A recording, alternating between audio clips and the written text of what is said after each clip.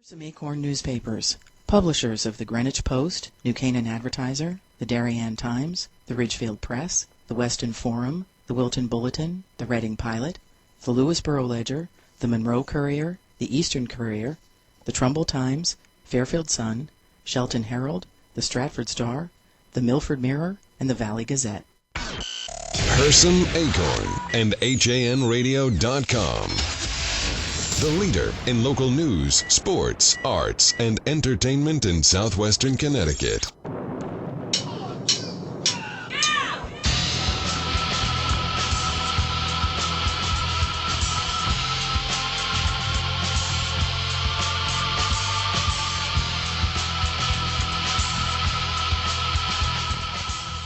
And a little past 2 o'clock on this Tuesday afternoon on the HAN Network. I'm Rob Adams. Welcome to Nutmeg Sports.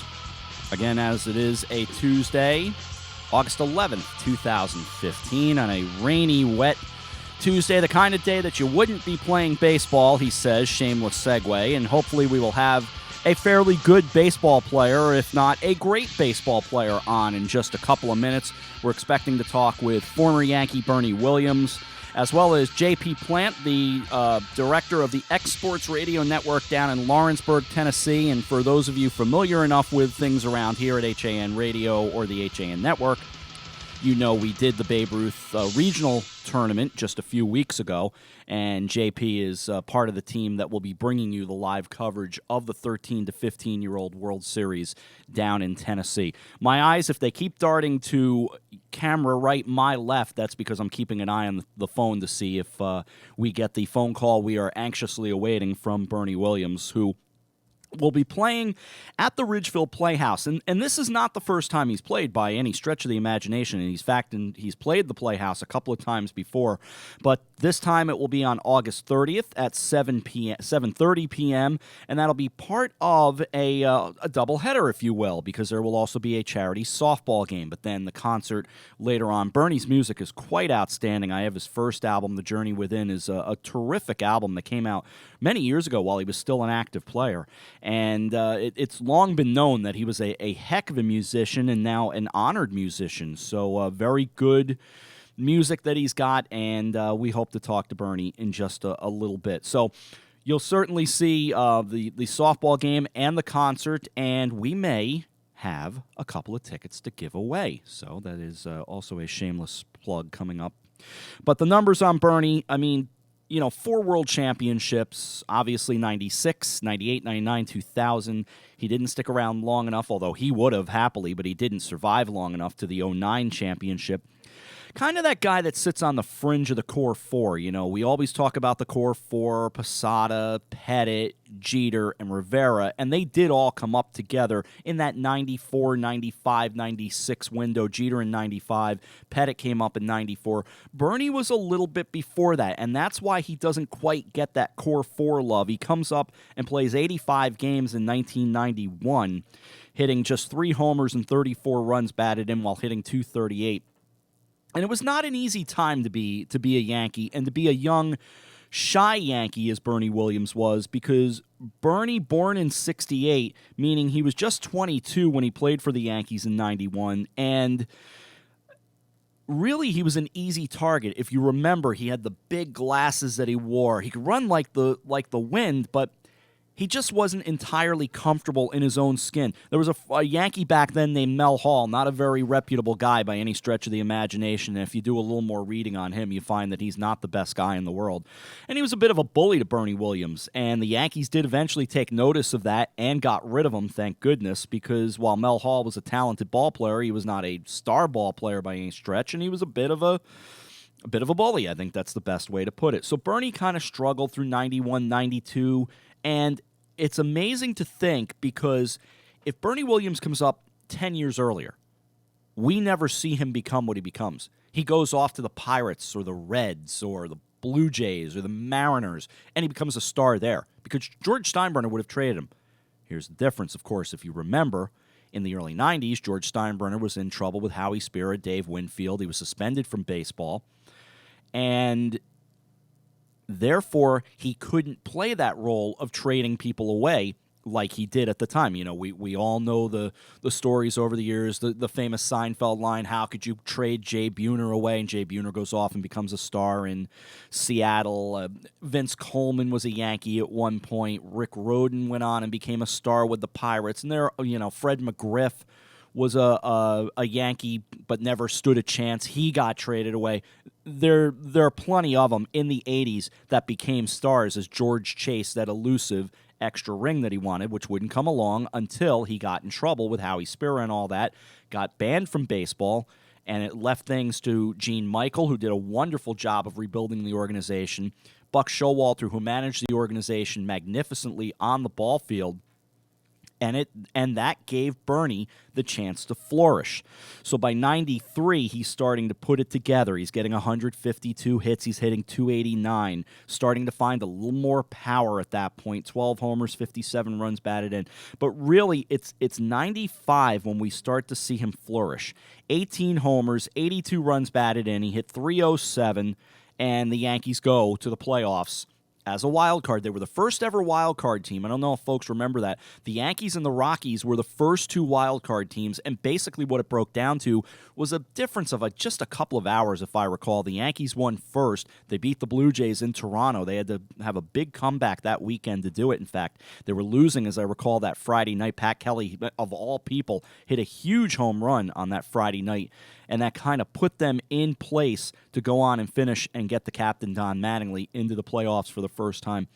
But Bernie and the Yankees went on and made a wild card run in 95, lost a heartbreaking 5-game series to the Seattle Mariners, which many say saved baseball in the city of Seattle. The Mariners were pretty much out the door. The Kingdome, and I love stadiums, let me tell you folks, I can go visit every stadium that man has ever built, or a woman for that matter, but I would have happily pushed the plunger on the Kingdome to get rid of that thing, because not only did it break, not only was it a dump, but the amount of broken hearts of Yankee fans littered around that place. And, of course, in 96, it all came together for the Yankees. Just one of those, because of the Yankees, we don't look at magic teams. But there are times when a ball club finds that level of the magic touch. Frank Torre with the heart transplant, Joe Torre's brother Rocco passing away. They found that kind, and that's why Hart is on the Yankees ring from 96. But they found that kind of story, and going up against the big bad Braves, they were the defending 95 world champions in that 96 World Series. And there was a lot of thinking up 2-0 that World Series was over, that the Braves were going to completely run them out of Atlanta with the series shifting down there. And initially, remember Game 3 behind a very good performance from David Cohn, where he had to reach back and find a little something extra. They get that win in Game 3. Game 4, of course, is one for the ages, where the Braves have the 6-0 lead early on. I can remember I was sitting in, I think in a photography class in Danbury at WestCon and just listening to it, doing this for those of you watching, where I had the little earbud in my ear, and I'm paying attention in class all the way. Don't worry, but I was listening to John Sterling with the play-by-play call, and the Yankees did find a way to come back 6 runs, tied it up. Of course, the big 3-run homer from Jim Leyritz, and then Wade Boggs working out a walk later on and going on and getting that huge win. And then Game 5 in Atlanta, the dropped fly ball. Marquise Grissom dropped the ball in center field. The Yankees won 1-0 behind a stunning performance from Andy Pettitte, who outdueled John Smoltz. John Wetland came on. John Wetland was John Wetland was a good receiver, or a good reliever rather, good closer. He just was not the automatic that Mariano Rivera was, as opposed to Wetland. If Wetland came into a save situation in a 4-1 game, you won the game 4-3. That's the way it was. You expected it. Wetland made it interesting, of course. The Braves did get some runners on, but Paul O'Neill made a big catch in right field. Game 6, nirvana for Yankee fans after 18 years, which, 18 years in Yankee land is a very difficult run. And finally, they got that World Series in 1996, beating the Braves, of course, 3-2 on that wonderful Saturday night in October 1996. So we are hoping that Bernie is going to join us. He did go to the dentist earlier today. He apparently was not feeling great, but his business manager did reach out and say that they will be with us. In fact, the wonderful Lisa Barrett of the Ridgefield Playhouse is trying to get more information to make sure they give us a call as soon as possible. But we are hoping to hear from Bernie as soon as possible. 2:12 here on Nutmeg Sports. We'll also have JP Plant, as I mentioned, of the X Sports Radio Network, and they've got the Babe Ruth World Series down there in the 13 to 15-year-old division. Pittsfield, Massachusetts, of course, beat Trumbull, Connecticut right here in our own backyard to go on and win the regional title, advance to the World Series. So they're getting ready to get off and running with that tournament coming up on Thursday, a 4 o'clock game as the Southwest plays the Pacific Southwest. And, of course, as I mentioned, Pittsfield will represent New England. Couldn't help but think of the nice folks from Pittsfield as I drove through there about a week ago heading up to Vermont. They put on they were clearly the best team going into that tournament, and Trumbull tried to make it as interesting, of course, as they could. But, it did not surprise me that Pittsfield went on and won that title. Now it's a whole different animal. It's 25 games, where the tournament we did was 15. This is 25 games featuring teams from the Ohio Valley, the Midwest Plains, New England, Middle Atlantic, and Lawrenceburg, Tennessee. The host gets a team themselves. And then in the national division, it's the Southwest, Pacific Southwest, Eastern Tennessee, Southeast, and the Pacific Northwest. 2:13 on a Tuesday edition of Nutmeg Sports. Want to make sure that we certainly keep our friends in mind up at the Ridgefield Playhouse, because they're always so good to us. They've got Ricky Lee Jones coming up on August 12th. Jefferson, Starship, and Jazz is Dead on August 13th, among some other things going on. And I believe on August 22nd, they've got, I don't even believe it because I'm reading it right here, the cast of Beatlemania. Now, big Beatles fan that I am, that would lead me to thinking of, and if I can get a confirming nod from one Kate Chaplinsky, tomorrow I believe they have something, because it's Watch and Win Wednesday. That is tomorrow. Watch and win tickets to the cast of Beatlemania.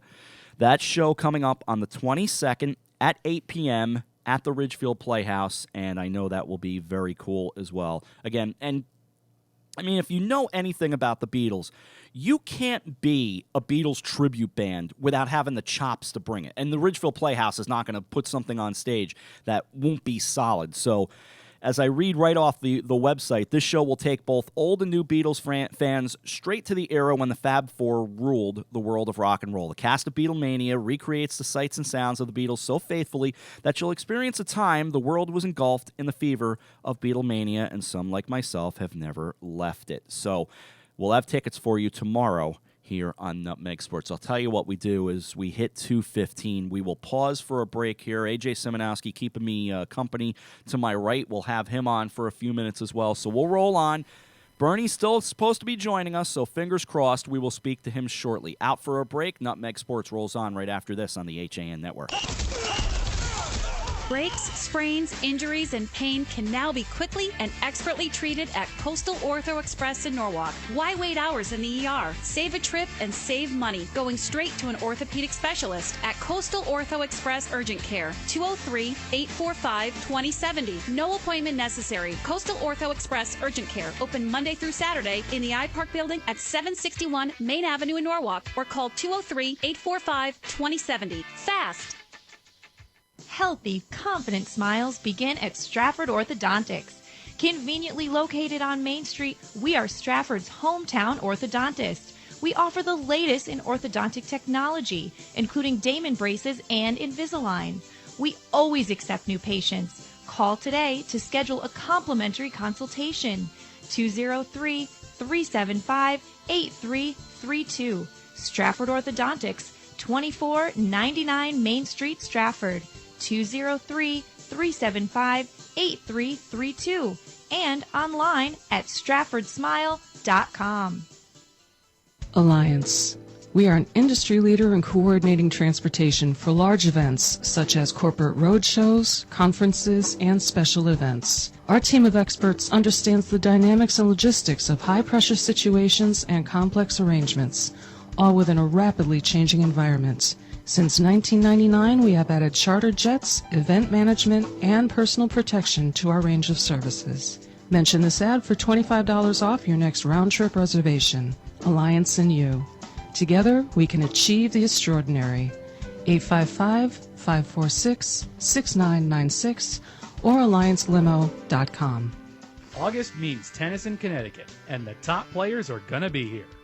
Be there as some of the world's best women compete for the title at the Connecticut Open presented by United Technologies. And the boys are back for the Men's Legends event presented by PowerShares Series with John McEnroe, James Blake, and more. Experience a variety of food trucks, hands-on activities, live music, and so much more for the kids and family. It all adds up to one legendary week. August 21st through the 29th at the Connecticut Tennis Center in New Haven. Get your tickets at ctopen.org. Yeah, hey, this is John Ratzberger. You're listening to HANradio.com. You are indeed, and you're back on Nutmeg Sports. Number to dial if you're Bernie Williams or anybody else, 203-442-9055. And again, working on that. So we'll continue on here. No harm. So we get you ready for that. And again, the Babe Ruth 13-15 getting underway in Tennessee on Thursday. And we'll talk with J.P. Plant before the end of the show as well. A.J. Simonowski sitting alongside of me. And did I ever get your microphone plugged in? No, I never did. And I'm just an absolute failure today. So goodbye, folks. Nice working with you. AJ, I got to reach over and get you plugged in over there. So, and we do, I have to play at least some audio related to Bernie because, needless to say, he's given us some big memories over the years, one of them being a pretty good night in 1996, which I want to ask him about because this doesn't happen without Richie Garcia umpiring down the right field line. And, Derek Jeter hitting what became one of his early iconic moments. But for Bernie, well, that was the night Bernie went boom.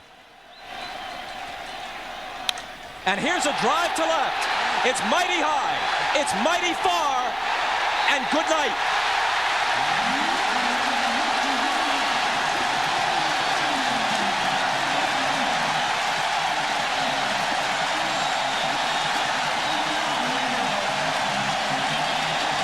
Again, you talk about iconic moments in Yankee history. That was the first time we ever heard Bernie, Burn Baby Burn, which really became the thing that he's known as, and AJ is here alongside me. Now, I know you're obviously younger than me, but you got to have some kind of a Bernie Williams memory for me. Not a specific, I have to admit, not a specific one, but he was always there. He was. He was there. He was good. He was entertaining. I don't know. I feel like I'm letting you down for a story, Rob, but I don't know. Everything was... When Bernie was on the field, he was doing a good job. I'm going to hand something off to Kate Chaplinsky because I'm wondering if we're getting the call from the wrong place.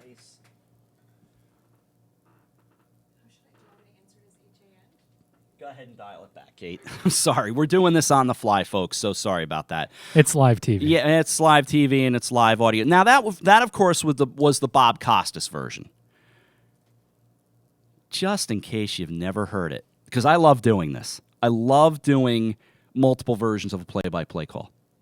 That was the Costas version on NBC, Game 1 ALCS.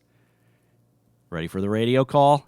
Oh, yes. You've probably heard it once or twice in your life. Myers deals, swung on and driven to deep left. It is high, it is far, and it's gone. Yankees win. The Yankees win. Bernie Williams homers deep in the left field seats to lead off the 11th inning on a 1-1 bench. Burn, baby, burn. He's done it again. That's on. So there you go. John Sterling sounding like he is about to fall out of the announcer's booth because he is jumping up and down for joy. It really was quite a moment. The Yankees needed that because, they go on and they face David Wells in Game 2, who was pitching for the Orioles at the time, and Wells just shuts them down. Thanks, Kate. We thought by chance they were calling us on my cell phone, but I actually think it turned out to be somebody else, so thanks, Kate. They lose Game 2, but then they go on and, they kind of take care of business from there. It does ultimately take a little bit longer than initially thought, but Bernie was a huge part of that postseason. Absolutely. You don't have those championships, that championship run without him. even though, as you said, he doesn't quite get the love of the rest of the core four. And even though I'm a Yankees fan, I just hate that term. But you look at his statistics for that 5-year stretch, and I had Baseball Reference up a moment ago, but I closed the tab. He had a 900 plus OPS for 5 straight years. Right. From a center fielder, I believe. That's 20 home runs and 10 steals, and a ton of walks and getting on base. His postseason, and I was telling you before the show. Now I love Bernie, but Bernie could also absolutely frustrate me because he could come up in a spot with the bases loaded, first and second, whatever it was. All you needed was a fly ball, or you just move the runners over, and it'd be 6-4-3 inning over. Or it would be runner on third, game-winning run there. Come on, Bernie, give me a fly ball, and he'd strike out. I mean, I love Bernie, but he could do that to you. But in the postseason, he really became, and holds all kinds of records. He became money. 22 postseason home runs, 80 runs batted in, a 275 average, played 121 postseason games. That's pretty good. And to tie into that, Rob, as I told you off the air, I think we all have a player who we seem to see fail constantly. For me, as a Yankees fan, it was Robinson Cano. Yeah. Same exact thing. It seemed every time he would come up in a big spot, he'd ground in the double play and the rally would be over. And I got curious enough to, at one point, actually really look at his numbers, look at his detailed, Bill James sabermetrics type scores, and the numbers said the opposite. The numbers said he was actually quite good. I don't believe it because I never saw it happen, but we all seem to have one. Yes. I'm getting more of an update from poor Lisa Barrett is back in I believe she's in the in the Playhouse office, and I don't want to call 911 for Lisa. She's a very nice lady. Yeah, that I don't we hope we don't have to do that. If we don't make it happen today, well, these things happen. It's not the first time we've kind of held on for dear life. So, and Bernie's such a good guy that when it does happen, he's going to laugh about it. So I'm fairly confident about that. And he does. He comes around. I believe he plays the Playhouse at least once a year. Yes. He's here almost all the time. Yes, that has been the experience. Is that he plays the Playhouse. This has become kind of a thing where they've got this softball game that they have, and it's pretty cool.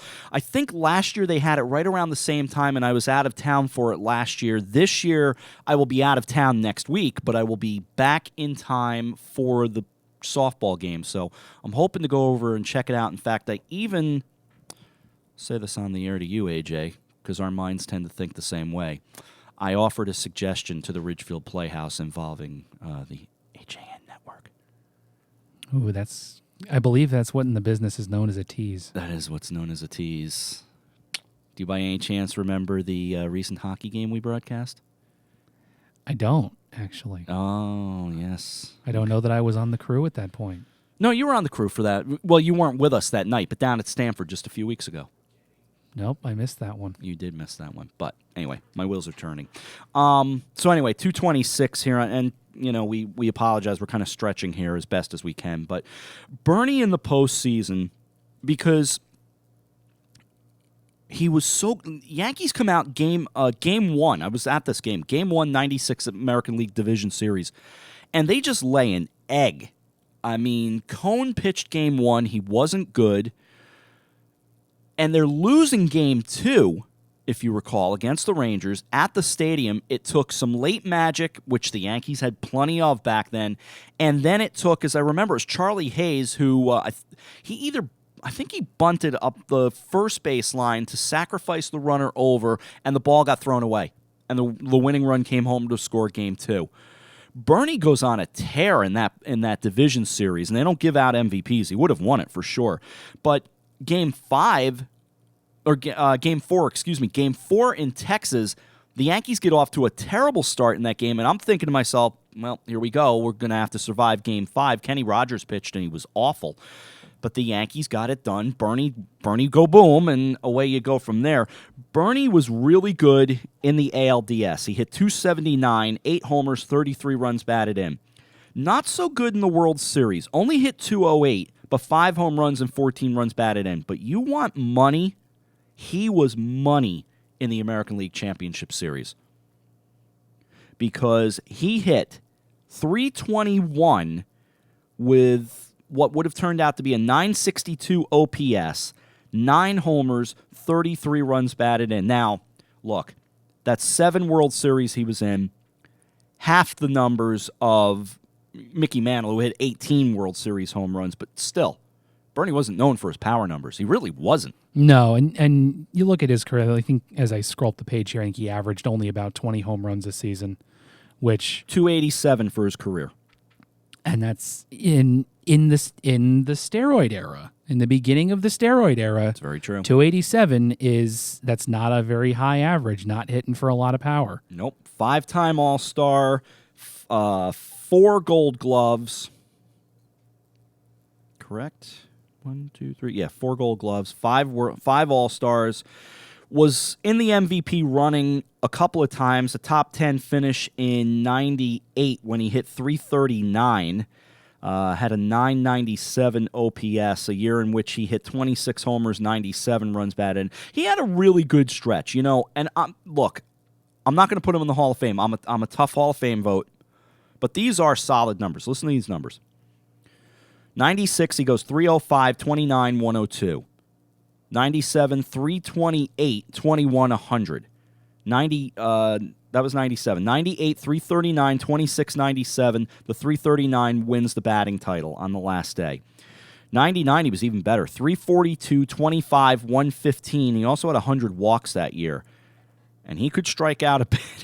I was gonna point out the walks as well. Yeah. Especially as the state of the game has changed to value walks more than it has. 100 that's 100 extra times on base.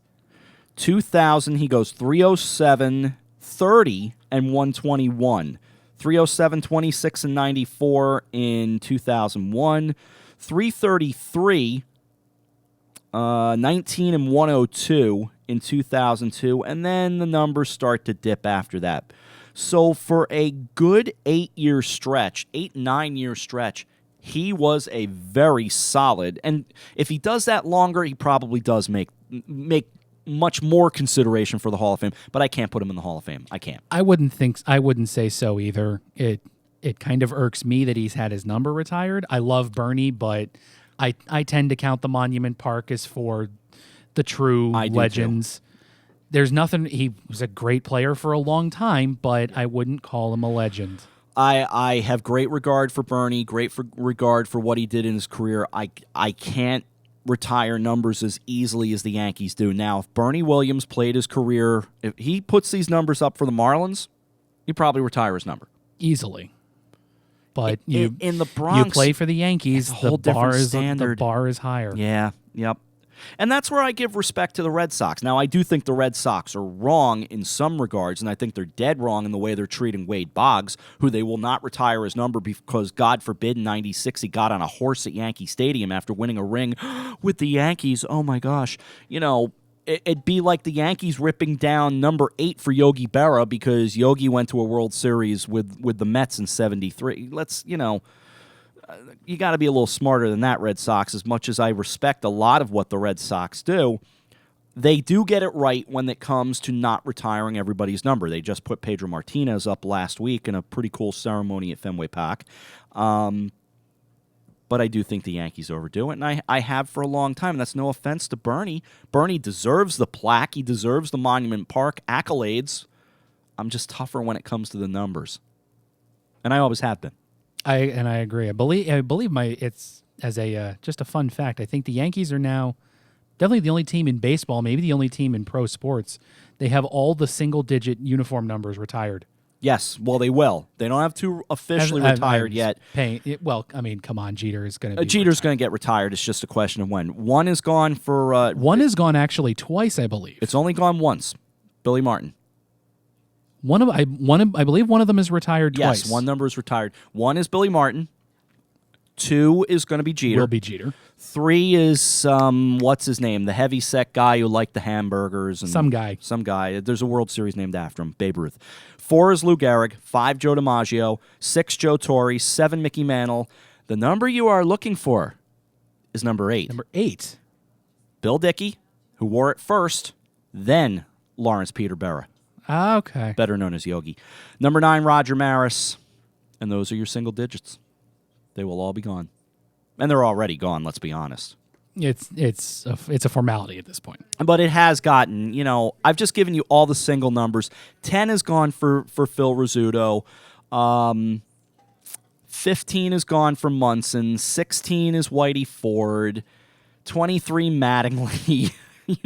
32 for Ellie Howard, 37 Casey Stengel, 44 Reggie Jackson, 49 for Ron Guidry. I haven't even included 20 for Posada, 46. 51. I actually have the list here, Rob. Go ahead. Who am I missing? Because I used to know it off the top of my head. You did call off 15 for Thurman Munson, 16 for Whitey Ford, right? 20 for Posada, Yep. 23 for Don Mattingly. Yep.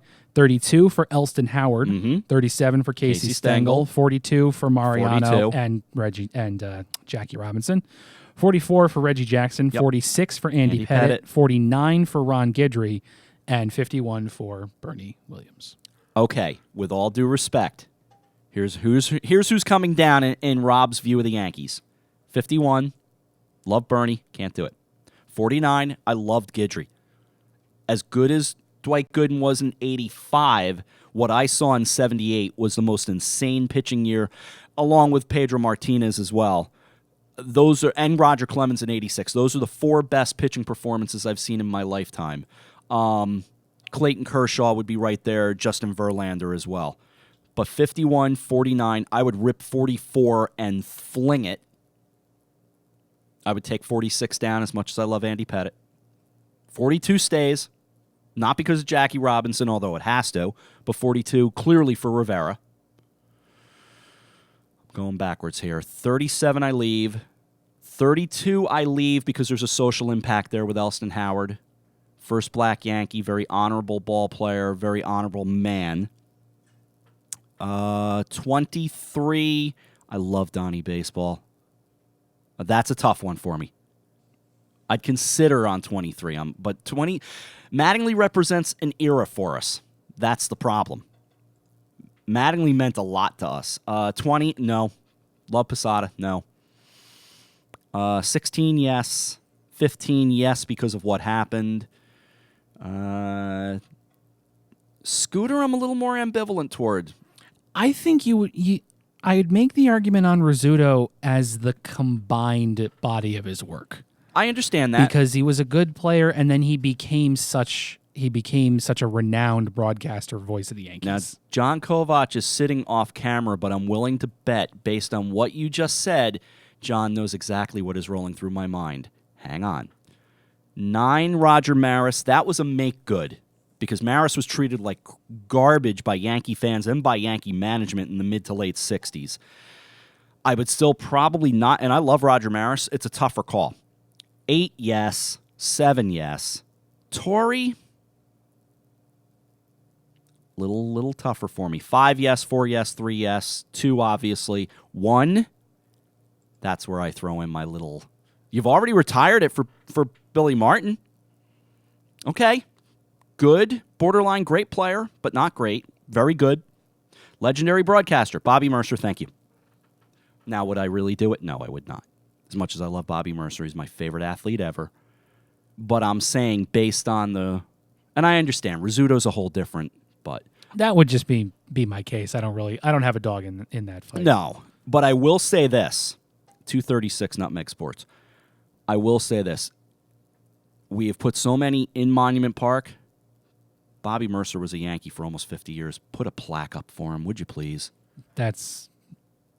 Shame isn't even a strong enough word. I mean, he signed in 1964, makes his first appearance in 65, passed away. Now, he didn't make 50, but he 43 years, died in 2008.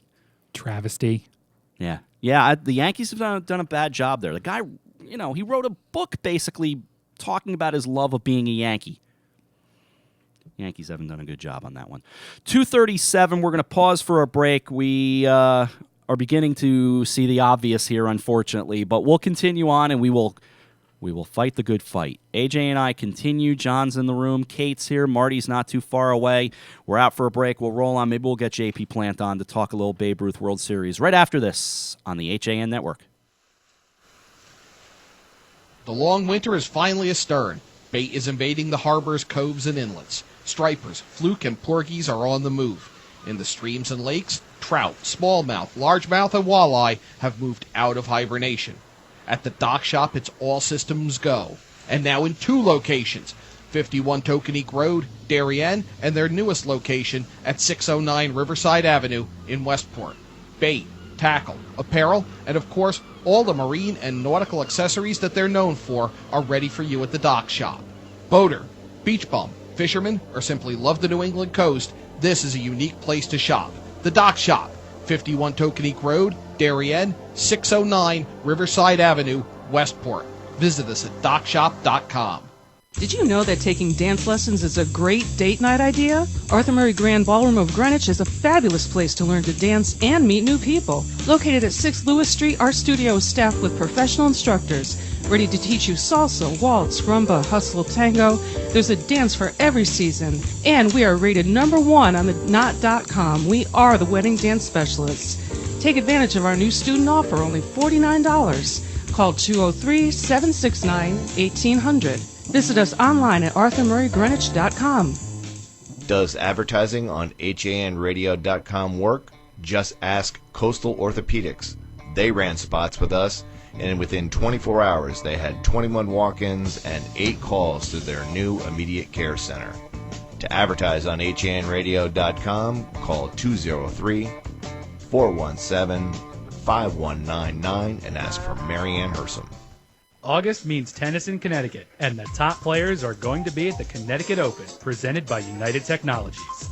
Live music, food trucks, plus the superstars of women's tennis and the Men's Legends event, presented by the Power Shares Series, August 21st through the 29th. Get your tickets at ctopen.org. Located in the heart of picturesque downtown Ridgefield at 13 Governor Street, Colby's is the area's premier retailer for blinds, shades, shutters, and draperies, and is one of the select few Hunter Douglas Gallery dealers. A family-owned and operated company, Colby's experienced staff will work with you in choosing the best treatments for your home or office and offer free measuring and expert installation. Colby's also carries an extensive line of decorative fabrics including Schumacher, Durley, Tebow, and more. Or browse over 400 books in our wallpaper library from famous designers such as Stroheim, Schumacher, Ralph Lauren, Tebow, and York. Take advantage of our Fashion in Motion savings event with savings and rebates on Hunter Douglas shades with Power Rise technology. Colby's of Ridgefield. We are committed to your complete satisfaction. 203-438-8531. It's Lots of Characters, specializing in children's birthday parties with your child's favorite characters. When you want to party hardy, when you need to celebrate, call us, we won't be late. We help create lasting memories for you and your child on their special day. Call us at 203-590-1791 or visit our website at lotsofcharacters.org for more information and to see our party packages. Lots of Characters, 203-590-1791 or online at lotsofcharacters.org. It's grilling season, and Walter Stewart's Market is your local destination for the finest grill-ready certified Angus beef strip steaks, skirt steaks, 100% grass-fed ribeyes, all-natural pork ribs, Arthur Ave-style kebabs, fresh-cut veggies, delicious grab-and-go salads, chilled rosé wine, and ice-cold craft brews right next door. Walter Stewart's, your fresh local market. 229 Elm Street, New Canaan, and shop online for groceries and wine delivered to your door at stewartsmarket.com. Kycote Rockefeller Estate is Westchester County's top cultural attraction and is now open for the season. Don't miss out. Go online to hudsonvalley.org to plan your visit. Take a drive out to beautiful Sleepy Hollow, New York, and enjoy Kykutt's stunning architecture, breathtaking gardens, expansive art galleries, and commanding Hudson River views. From world-class art by Picasso and Warhol to expertly tended gardens, there's something for everyone.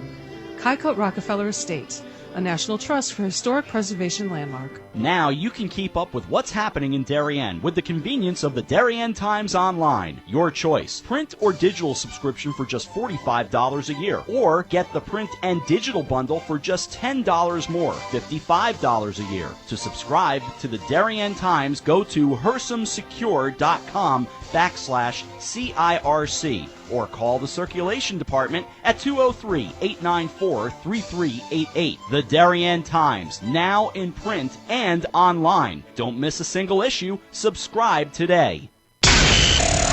Hersum Acorn and HANradio.com. Back with you on the Bernie Free edition. I have to have a sense of humor about these things. John Kovac is here. Yeah, I feel for you as this is going on, but I think we've all been through it, and I've been through it to this level when I had Sig Hansen on Yankee Fisherman, and there was a miscommunication, and we eventually did get him on. It ends up being a great segment. But there's a lot of moving parts because there are so many intermediaries that you're dealing with. No, you're exactly right. There are a lot.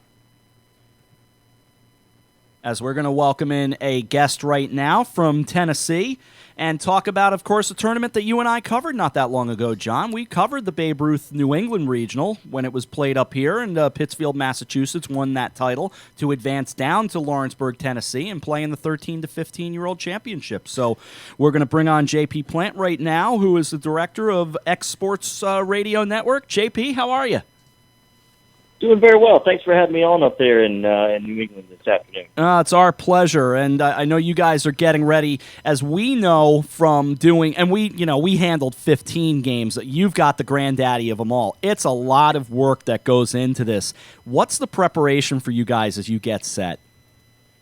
Well, preparation actually at the ballpark right now, hanging up some banners for some final preparation. But we're going to be doing 25 games, all 25. We're going to be streaming online for radio and also doing some video streaming on our website, techsportsradio.com. And we've got two fields, so we're going to have two crews going through the pool play rounds through Monday, and then we'll switch over to one field and bulk up our crew and kind of combine them for the championship round. So we're really looking forward to it. Some final preparation today, and the weather looks like it's going to help us out and cool off. It's hot today. It's in the mid-90s with humidity, but it's going to cool off into the 80s, actually, by Thursday by the time the game starts. So we're excited about that. Who's going to be calling the games? Well, I'll be on one field with my partner Stanley Wilson, and then on the other field I've got Kevin Kilpatrick and Cam Mashburn. Kevin Kilpatrick owns a local production company, K2 Media. He does radio production really all across the country. He's a very talented guy. Cam Mashburn is just a local sports junkie who also owns a body shop locally and is on a sports talk show we do twice a week.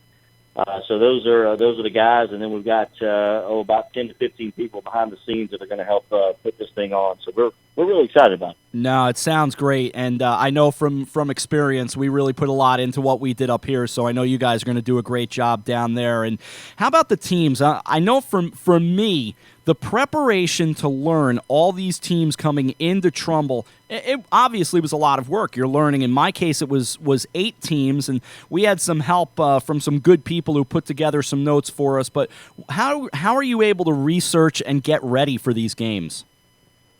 Well, it's certainly been a team researching. I've got all my broadcast partners doing a lot of the research as I get the logistics kind of set here at the ballpark. But fortunately, we've got one of the teams is our neighbor, Giles County, literally the county next to us, 15 miles away. They won the East Tennessee Championship, and it's a nice little rival in high school, and now Babe Ruth is starting to ramp up as well. So we're excited about to have our guests to our east that are going to be playing in this World Series. So fortunately, we know most of those guys, and then we'll just kind of learn. I'm just happy last year this age group from Lawrenceburg went to Ocala in the 14s, and there was a team from Hawaii, and that was an interesting challenge to get those names we spent a good half hour talking with the parents that were there from Hawaii.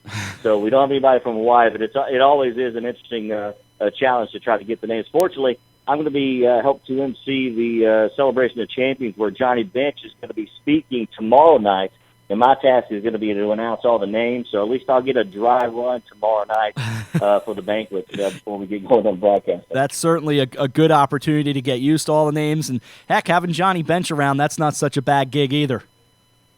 Not a bad gig. We are very excited about that. David Weathers, who is one of the coaches on the 15-year-old team locally here in Lawrenceburg, played for the Reds and the Yankees and amongst other teams, and is actually in the top 20 in Major League Baseball in games played. So he remembered when he was up the Reds that Johnny Bench would come in and give some inspirational speeches from time to time, and was able to use that connection to lure him here for our World Series. And that's exactly right. David Weathers had some good experiences with the Yankees, late 90s, certainly up in these parts. And 2:47 on Nutmeg Sports, we're talking with JP Plant, who's going to have the call of several of the games, and I'm assuming you'll be on the call for the title game. Yes. What we're going to do after the pool play, we're going to combine the crews.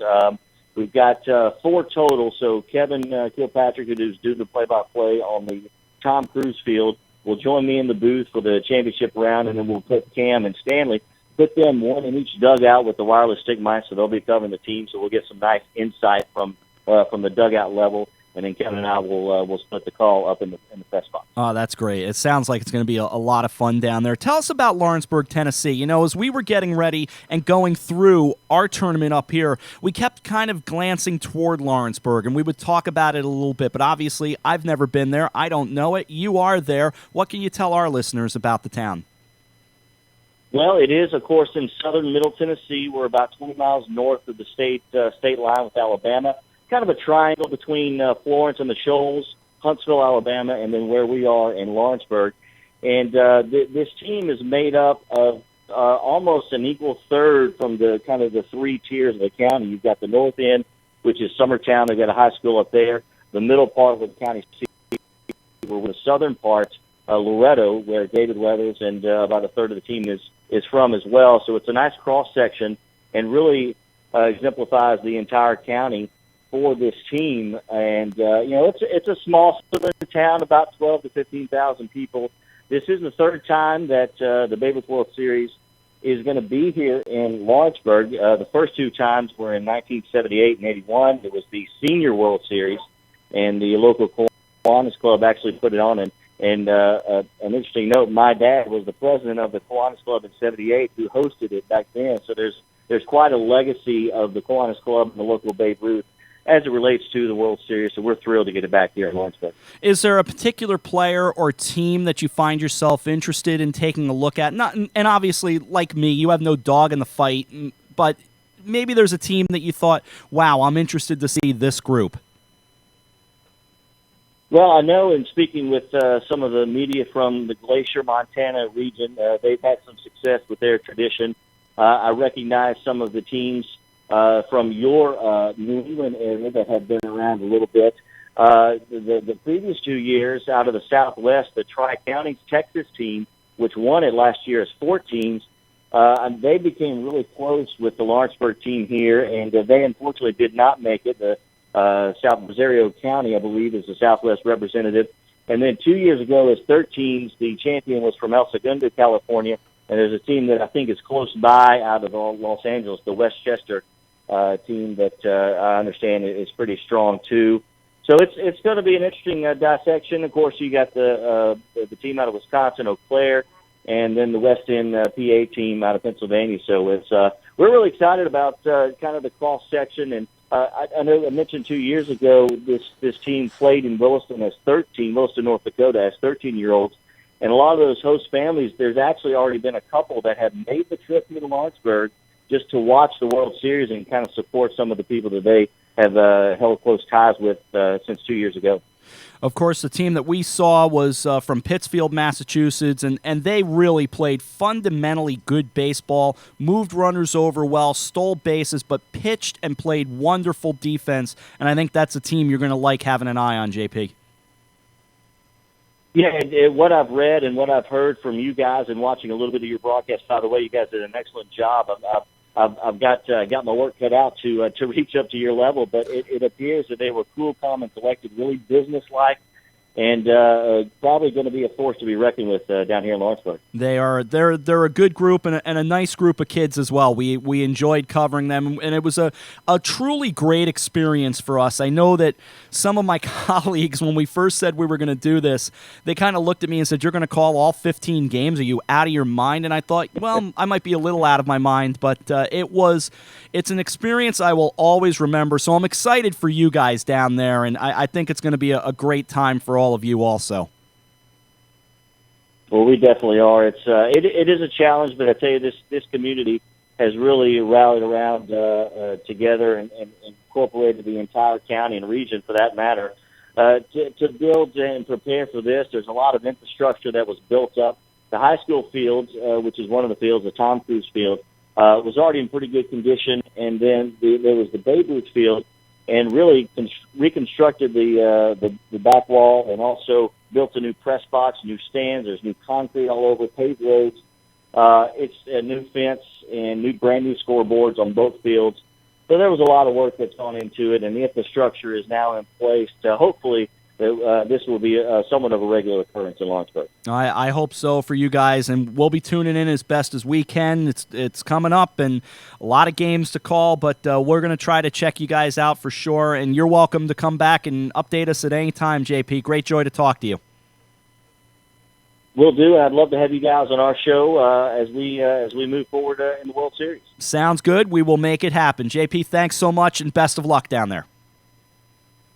My pleasure. Same to you. Thank you. All right. Thanks so much. That is JP Plant, the director of the Exports Radio Network, and the guy who's going to call the championship game of the 13, 15-year-old division. Hey, I can't deny a little green monster on my part, because certainly would love to have that opportunity. We loved what we did here in Trumbull, and, folks were very kind to us, and he was very kind in what he said, but I'm happy for them and certainly going to try to check them out. I'm going to take another break just to reset. I've got an update for you. We'll talk when we come right back on Nutmeg Sports on the HAN Network. Located in the heart of picturesque downtown Ridgefield at 13 Governor Street, Colby's is the area's premier retailer for blinds, shades, shutters, and draperies, and is one of the select few Hunter Douglas Gallery dealers.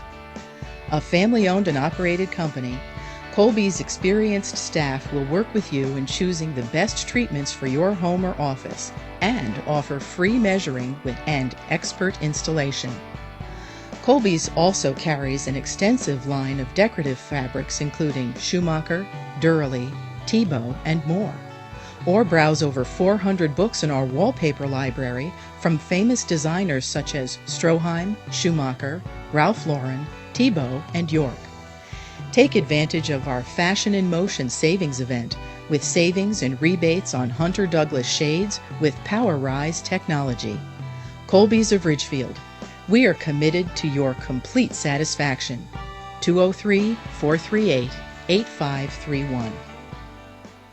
It's Lots of Characters, specializing in children's birthday parties with your child's favorite characters. When you want to party hardy, when you need to celebrate, call us, we won't be late. We help create lasting memories for you and your child on their special day.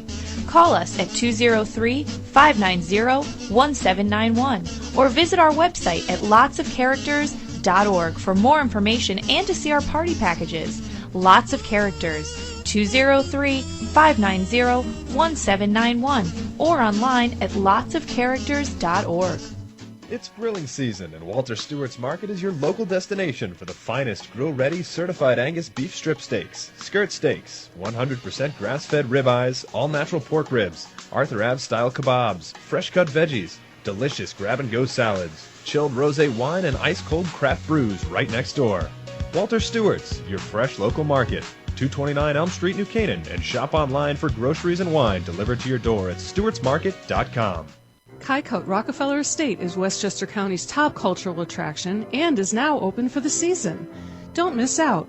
Go online to hudsonvalley.org to plan your visit. Take a drive out to beautiful Sleepy Hollow, New York, and enjoy Kycote's stunning architecture, breathtaking gardens, expansive art galleries, and commanding Hudson River views. From world-class art by Picasso and Warhol to expertly tended gardens, there's something for everyone. Kycote Rockefeller Estate, a National Trust for Historic Preservation Landmark. Hersom Acorn and HANradio.com. Well, there is an old baseball axiom. And it's the line of a song that you may be familiar with. It goes, 1, 2, 3 strikes, you're out. And we have...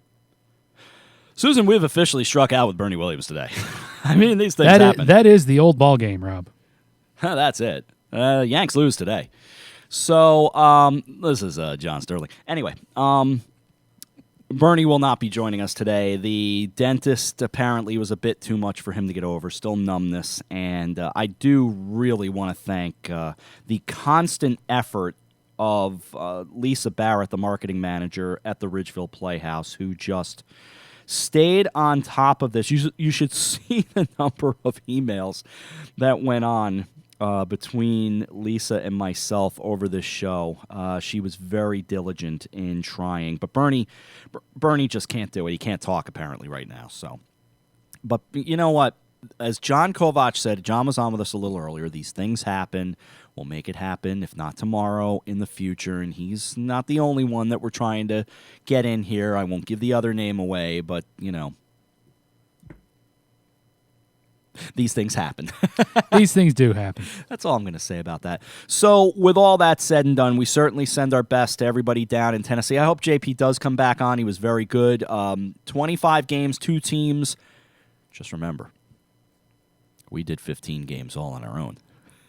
I'm sorry. You were a little Rob was a little delirious at the end of Tuesday that week. Yeah, when it was all said and done, I was a little delirious. I was a little fried by that point. But you know what? We made it happen. It was a good experience. I'm excited for them. It will be. And I do. I want to check some of it out, see what they're like. I'm always interested in other play-by-play calls anyway, see how it looks from their perspective. So it's exciting. It should be a heck of a show. It really, teams from all over the country. Yeah, teams from all over. No, so it really should be a good gig. So we're just about going to wrap it up for this edition of Nutmeg Sports. We'll be back with you tomorrow from here. Hopefully we'll get the Bernie thing all straightened out. We'll have him on tomorrow's show. If not, we'll find a future show. Lisa promises it's going to happen. We'll have some tickets, I think, to give away as well. So, but tomorrow, Watch and Win Wednesday on Coffee Break. Beatlemania is your get there at the Ridgefield Playhouse. Once again, that'll be a fun time for you. The cast of Beatlemania, that's on August 22nd, and it is at 8 o'clock, and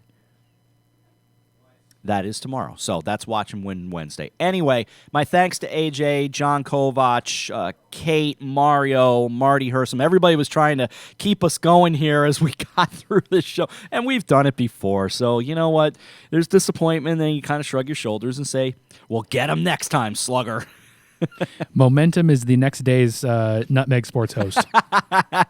Which I think will be me tomorrow, so long as all things go well. Anyway, that'll do it for Nutmeg Sports. For all of us here at HAN Radio on the HAN Network, I'm Rob Adams. Coffee Break will start your day tomorrow, a half hour at 11 o'clock with Kate Chaplinsky. Have a great night, everyone. We'll talk to you tomorrow. Get better, Bernie. Yabba dabba dabba, yabba dabba dabba, yabba dabba dabba dabba doo. Yabba dabba dabba dabba doo.